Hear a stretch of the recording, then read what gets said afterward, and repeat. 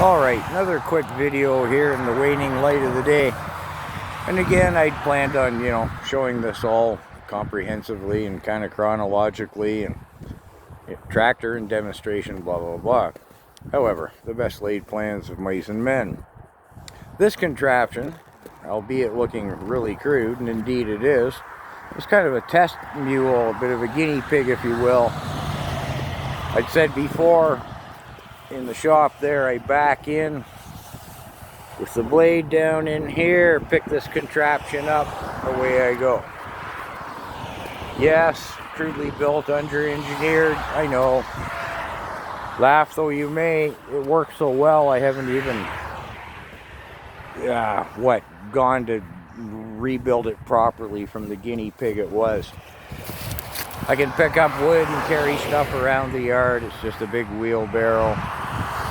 Built a little holster there for the chainsaw. I can hang stuff. Everything works pretty good.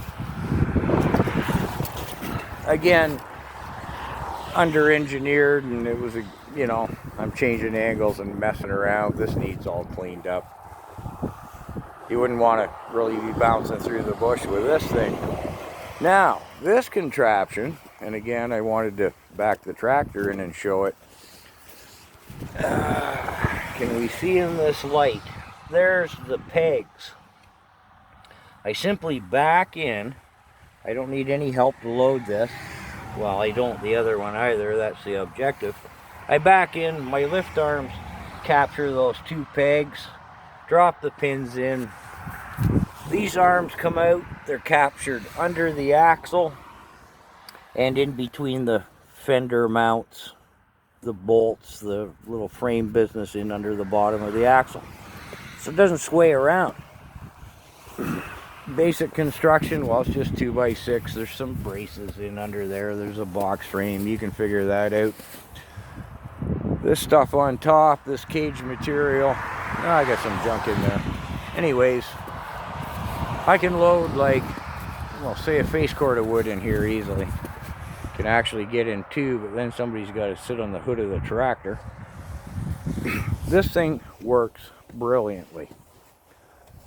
The way this is captured, where it sits in under the axle, what am I saying?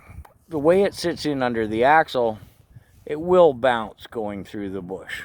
So you wrap a strap around your axle or something to stop that happening. Could be a couple of different ways you do that. Really doesn't matter. And again, to go back to the chain, I put the chain up.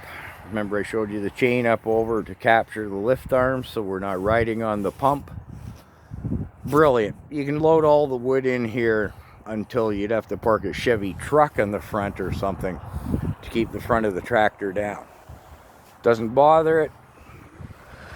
You've got all the traction in the world, obviously. Overload it, you do need some counterweights.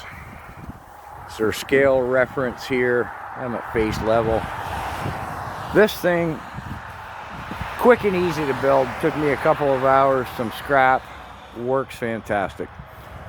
Anyways, off I go again saying anyways. Here's the two contraptions. And again, it all comes down to not carrying these things on your pump. Albeit either piece of equipment, this one is a better representation. You can see how I'm going to pick it up on the blade. I can have it at any height I want. I carry it on my chain. If I want to bring the firewood back, say, or dirt for the garden, or whatever it is I'm doing, I can lift it up. The chains fall off my arms. I can set it right down at ground level to unload.